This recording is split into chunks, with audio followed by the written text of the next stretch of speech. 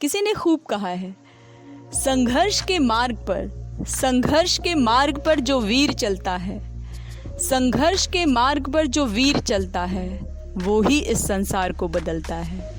जिसने अंधकार, मुसीबत और खुद से जंग जीती, जिसने अंधकार, मुसीबत और खुद से जंग जीती, सूर्य बनकर वही निकलता है, सूर्य बनकर वही निकलता है।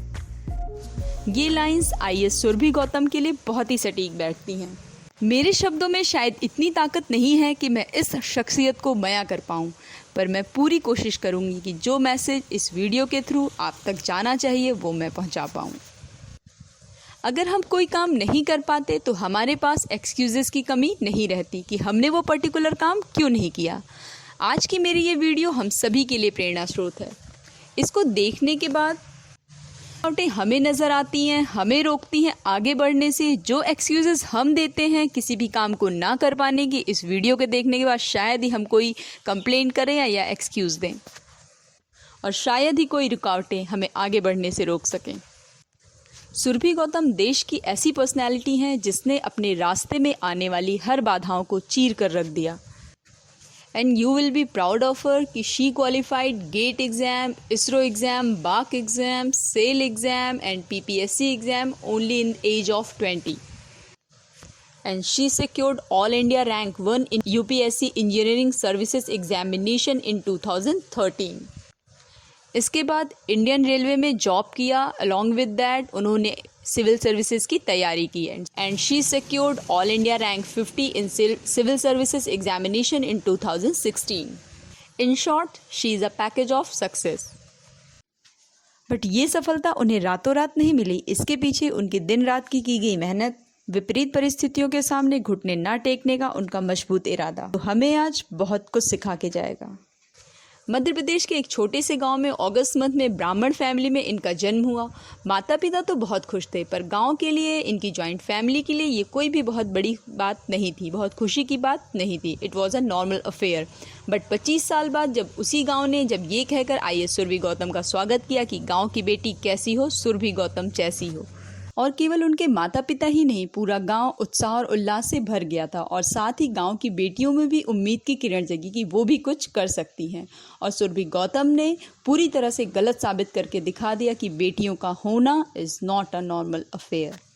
सुरभि गौतम अपने एक्सपीरियंस शेयर करते हुए बताती हैं कि अगर आप जॉइंट फैमिली में रहे हैं तो आपको बेहतर पता होगा कि किसी भी बच्चे को सेपरेट अटेंशन नहीं मिलता है, सभी बच्चों को इक्वली ट्रीट किया जाता है। जब सुरभि गौतम कक्षा 5 में थी तो गणित में उन्हें मैक्सिमम मार्क्स 100 में 100 मिले।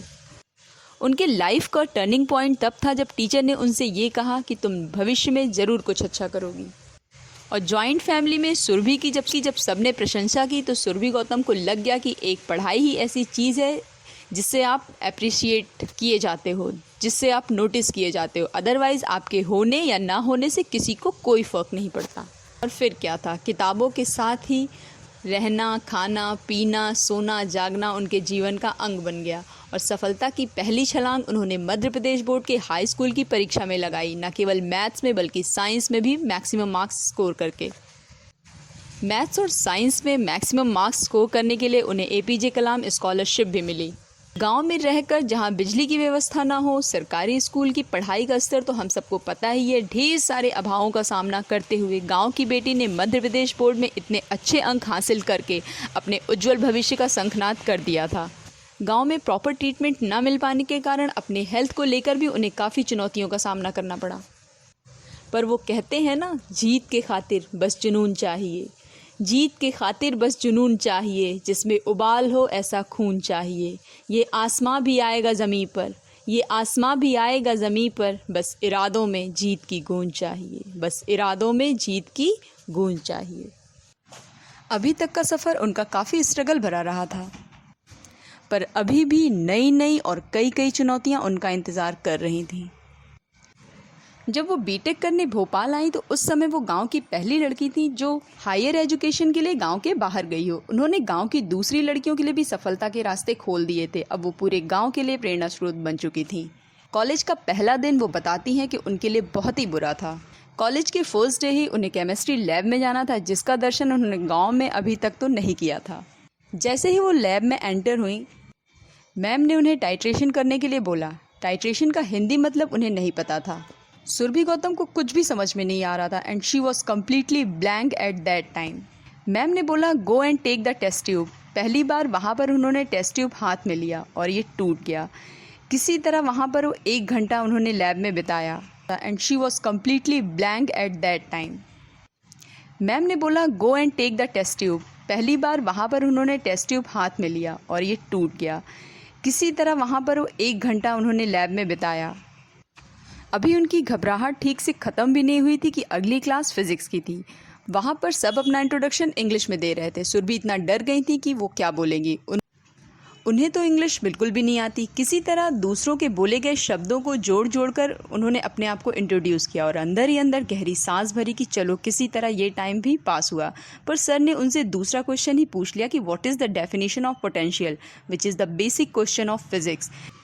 जिसको एपीजे कलाम स्कॉलरशिप मिली हो फिज़िक्स में मैक्सिमम मार्क्स स्कोर करने के लिए, वो इस क्वेश्चन का आंसर ना दे पाए, ये पूरी क्लास के लिए बहुत ही आश्चर्य की बात थी, जिसने सुरभि को काफ़ी शर्मिंदा कर दिया था। पर वो इस क्वेश्चन का आंसर इसलिए नहीं दे पाई कि उन्हें फ़िज़िक्स नहीं आती थी, बल्कि इसलिए नहीं दे पाई कि उन्हें इंग्लिश बोलना नहीं आती थी। वो सेंटेंस को फ्रेम नहीं कर पाई। वो वहाँ पर चुपचाप खड़ी रहीं। टीचर ने उनके पास जाकर बोला, क्या सच में तुमने 12वीं पास कर ली है? तुम फिज़िक्स के बेसिक क्वेश्चन का आंसर नहीं दे पा रही हो। बट ये केवल वही जानती थी कि फ़िज़िक्स से उन्हें कितना प्यार था। फ़िज़िक्स की वजह से नहीं, बल्कि इंग्लिश ना बोल पाने की वजह से ये घटना आज हुई थी। वो सर को कुछ भी एक्सप्लेन नहीं कर पाई। अपने रूम में आकर सुरभि गौतम पूरी तरह से टूट गई और वो खूब रोई कि ये जगह, ये कॉलेज, यहाँ के लोग, ये शहर मेरे लिए नहीं है। मैं यहाँ सर्वाइव नहीं कर पाऊँगी। मैं हायर एजुकेशन के लिए बनी ही नहीं हूँ। उन्होंने अपने पेरेंट्स को कॉल किया। उस दिन उनके पेरेंट्स ने उनके लिए जामवंत का रोल प्ले किया, जैसे जामवंत ने हनुमान जी को उनकी शक्तियाँ याद दिलाई थीं। पेरेंट्स के कहे गए शब्दों ने उन्हें फिर से नए उत्साह से भर दिया और उन्हें समझ में आ गया कि उनके ऊपर बहुत बड़ी जिम्मेदारी है। उनसे गांव की दूसरी लड़कियों के भी सपने जुड़े हुए हैं। सुरभि गौतम ने भी फिर सोच लिया कि मंजिल का तो पता नहीं वो कैसी दिखती होगी। मैं उसके लिए और वो मेरे लिए अनजानी है। रास्तों से ही अपनी यारी है और यही मुझे निभानी है। अब ढेर सारे सपनों के साथ साथ अच्छी इंग्लिश बोलना भी उनके सपनों में शामिल हो गया था। फ्लुएंट इंग्लिश बोलने के जुनून ने उनके रूम की दीवारों को पूरा इंग्लिश डिक्शनरी में तब्दील कर दिया था।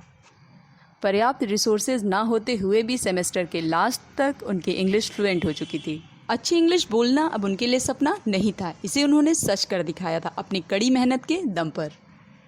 और उसके बाद फर्स्ट सेमेस्टर में उन्होंने केवल कॉलेज में ही नहीं बल्कि उन्होंने सारी यूनिवर्सिटीज़ में टॉप किया और इसके लिए उन्हें चांसलर स्कॉलरशिप भी मिली।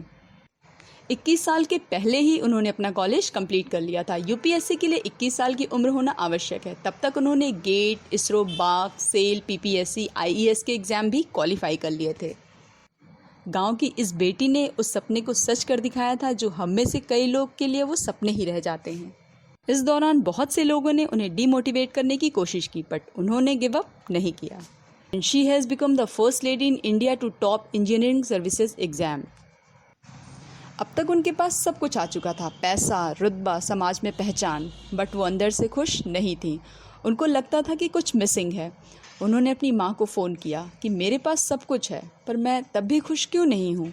उनकी माँ ने कहा, तुम्हें हाई स्कूल में दिया गया अपना वो इंटरव्यू याद है जिसमें तुमने कहा था कि तुम कलेक्टर बनना चाहती हो, अपने गांव के लिए कुछ करना चाहती हो, गांव की बेटियों के लिए कुछ करना चाहती हो, गांव में एक अच्छा अस्पताल बनवाना चाहती हो, गांव की शिक्षा व्यवस्था को सुधारना चाहती हो। उन्होंने वो इंटरव्यू अपना फिर पढ़ा और यही वो क्षण था कि उन्होंने यूपीएससी की तैयारी का निर्णय लिया, जॉब में रहते हुए समय के अभाव के कारण, जो कि बहुत ही मुश्किल था। यूपीएससी का एग्ज़ाम केवल देश का ही नहीं, इवन पूरे वर्ल्ड का ये टफेस्ट एग्ज़ाम माना जाता है, जिसकी तैयारी में बच्चे पूरे दिन लगे रहते हैं। पर उनके पास समय का अभाव था। वो सिकंदराबाद में इंडियन रेलवे में ट्रेनिंग कर रही थी, जहाँ से उन्हें छुट्टी नहीं मिल पा रही थी। उन्होंने किसी तरह से घंटे में से मिनट चुरा करके आईएएस की तैयारी की। वो दिन के केवल किसी तरह 3 या 4 घंटे ही निकाल पाती थी। ये उनके द्वारा लिया गया बहुत ही टफ डिसीज़न था। कभी कभी वो इतना फ्रस्ट्रेट हो जाती थी कि सब कुछ छोड़ने की सोचती थी कि जब सब कुछ मेरे पास हो गया है तो मैं क्यों इतना पेन लूँ। मोस्ट ऑफ द टाइम वो ट्रेन में ही रहती थी और शायद उनके लिए तैयारी करना काफ़ी मुश्किल हो रहा था और उन्होंने सोच लिया कि बस अब नहीं, अब ये मेरे से नहीं हो रहा है। उन्होंने फ्रस्ट्रेट होकर अपनी माँ को फ़ोन किया, माँ मैं छोड़ने जा रही हूँ, मेरे से ये नहीं हो रहा है। माँ मैं 23 साल से केवल पढ़ाई ही कर रही हूँ, अब और नहीं। उनकी माँ ने कहा जब मैं 23 साल की थी तो 30 लोगों का खाना मुझे बनाना पड़ता था, 3 बच्चों की मेरे ऊपर जिम्मेदारी थी, 10 किलोमीटर दूर मुझे जॉब के लिए जाना पड़ता था और स्किन की एलर्जी अलग से थी, मुझे हर समय अपने पूरे शरीर को ढक कर रखना पड़ता था। पर आज तक मैंने कभी कंप्लेंट नहीं किया, मैंने सारी जिम्मेदारियाँ निभाई बिना किसी शिकायत के। माँ ने समझाया कि तुम्हारे ऊपर तो कोई भी सामाजिक जिम्मेदारी नहीं, सो की कोई दिक्कत नहीं है और तुम कंप्लेन कर रही हो। तुम्हारी लड़ाई केवल अपने सपनों के साथ है और वो भी नहीं तुम पूरा कर पा रही हो। माँ के कहे गए शब्दों ने सुरभि को फिर हिम्मत दी और उन्होंने सोच लिया कि अब वो कंप्लेंट नहीं करेंगी। She is not going to giving up at any cost and finally she got all India rank 50 in this UPSC exam in 2016। आज सुरभि गौतम अपने गांव के लिए ही नहीं, स्टूडेंट्स के लिए नहीं, इवन हर उन लोगों के लिए प्रेरणा स्रोत बन चुकी हैं जो जीवन में आगे जाना चाहते हैं, कुछ बनना चाहते हैं, अपने नाम का सिक्का इस समाज में जमाना चाहते हैं। वीडियो आपको अच्छी लगी हो तो इसे लाइक करें, शेयर करें, चैनल पे नए हो तो सब्सक्राइब करें। मिलते हैं फिर एक अच्छी सोच के साथ, फिर एक लाइफ चेंजिंग वीडियो के साथ मेरी नेक्स्ट वीडियो में। Till then bye bye, take care and thanks for watching.